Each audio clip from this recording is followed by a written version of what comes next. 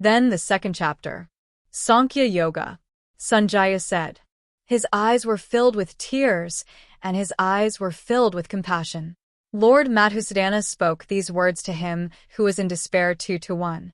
The Supreme Personality of Godhead said, "Where did you get this trouble when you were in this difficult situation? O Arjuna, it is not pleasing to ignoble people and brings heaven and fame." 2-2. Do not become fatigued, O son of Partha, for this does not befit you.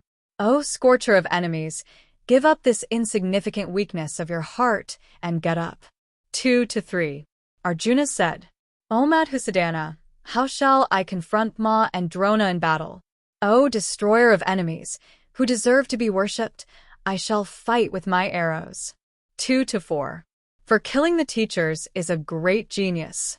It is better to enjoy alms in this world. Having killed the desires for wealth, the teachers are here. I enjoyed pleasures covered in blood. 2-5. And we do not know which of us is better, whether we conquer or whether they conquer us. We will not live by killing them. The sons of Tara stood in the forefront 2-6. Nature affected by the fault of carnality. Ask you whose mind is confused by religion. Tell me for sure, what would be best? I am your disciple, so instruct me, for I have surrendered to you. 2-7. I don't see it taking away from me that which is the absorption of sorrow by the senses. Avapya Bhumavasapatna rich. He ruled the kingdom and ruled over the demigods 2-8. Sanjaya said, O scorcher of enemies, Gukya spoke thus to Ki. After saying to Lord Govinda, I will not fight, Lord Ka remained silent. 2-9. O descendant of Bharata, Lord Ki addressed him as if laughing. These words were heard in the midst of the two armies, which were in despair. 2-10. The Supreme Personality of Godhead said, You lament for the unlamentable and speak words of wisdom. The learned do not lament for the dead, or for the dead 2-11. I never existed, nor did you, nor did these rulers of men, nor will we all be hereafter. 2-12. In this body of the embodied, childhood, youth and old age are all the same. Similarly, a patient who has attained another body is not deluded by it. 2-13. O son of Kunti, the senses of touch are the causes of cold, heat, pleasure, and pain. O descendant of Bharata, these things come and go, and they are impermanent. Please bear with them. 2-14. O best of men, whom these things do not disturb. He who is steadfast in equal pain and pleasure is fit for immortality. 2-15. There is no being in the unreal, and there is no being in the real. Those who see the absolute truth have seen the end of both. 2-16. But know that which is indestructible, by which all this is pervaded. No one can destroy this inexhaustible supreme being. 2-17. These bodies are finite, and are said to be embodied in the eternal. O descendant of Bharata, fight against the indestructible and immeasurable Lord. 2-18. Whoever knows him to be a murderer, and whoever thinks he is killed. Neither of them is recognized, nor does it kill, nor is it killed. 2-19. He is never born or dies. It has never been or will never be again. This is the unborn, eternal, everlasting, ancient. It is not killed when the body is killed. 2-20. He who knows this unborn and inexhaustible Veda is eternally indestructible. How, O son of Ptha with Macron, does that person kill whom? Whom does he kill? 2-21. Except for worn-out clothes.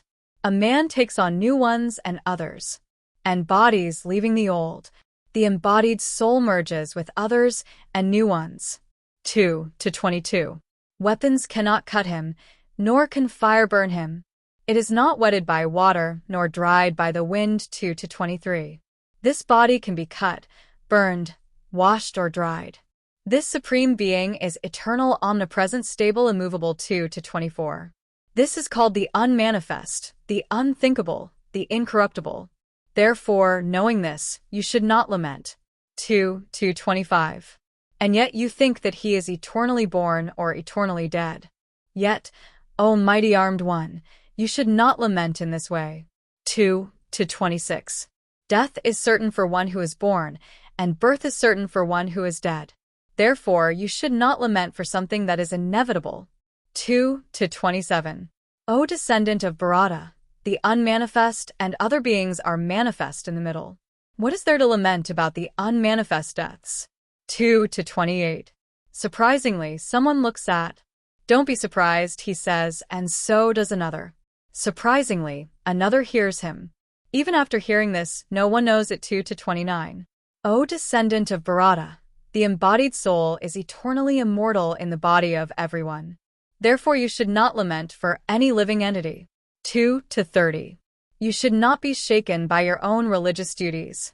For a kshatriya, there is nothing better than religious performances and fighting. 2 to 31. By chance, the door to heaven was open to him. Happy are the kshatriyas, O Arjuna, who enjoy such a battle. 2 to 32. But if you will not fight this righteous battle, then you will abandon your religious duties and fame and incur sin. 2 to 33. People will tell you about your infamous deeds, which are inexhaustible. The fame of one who is honored is more precious than death. 2 to 34. The great warriors will think you have stopped fighting out of fear. And with those whom you will be highly regarded, you will go lightly. 2 to 35. Those who have been carried away by you will speak many unspeakable words. What could be more painful than blaming your power? 2 to 36. Slain, you will attain heaven, or conquered, you will enjoy the earth. Therefore, O son of Kunti, rise up, determined to fight. 2 to 37. He balanced happiness and distress, gain and loss, victory and defeat. Then engage in battle, you will not incur sin in this way. 2 to 38. I have now described to you the intelligence of Skaya, and now please hear from me the intelligence of yoga. Endowed with this intelligence, O son of Ptha with Macron, you will be freed from the bondage of karma. 2 to 39. There is no destruction of transgression in this world, and there is no repercussion. Even a little of this religious principle saves one from great fear. 2 to 40. O son of the Kurus, there is only one intelligence that is business-oriented. The intelligence of the undecided is multi-branched and infinite. 2 to 41. The foolish utter this flowery word. They are engaged in the arguments of the Vedas, O Arjuna, and argue that there is nothing else. 2 to 42. They are lustful and devoted to heaven, which gives them the fruits of their birth and actions. Towards the goal of pleasure and opulence, there are many special activities. 2 to 43. They were attached to pleasure and opulence, and their minds were carried away by it. Intelligence based on determination is not prescribed in Samadhi. 2 to 44. The Vedas deal with the three modes of material nature, O Arjuna. He is free from duality and is always in the mode of goodness. 2 to 45.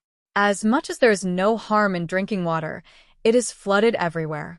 A Brahma who is well versed in all the Vedas. 2 to 46. You have only right to your actions, never to the fruits.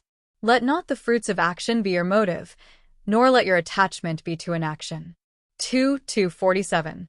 O Arjuna, being in yoga, abandon attachment and perform your actions.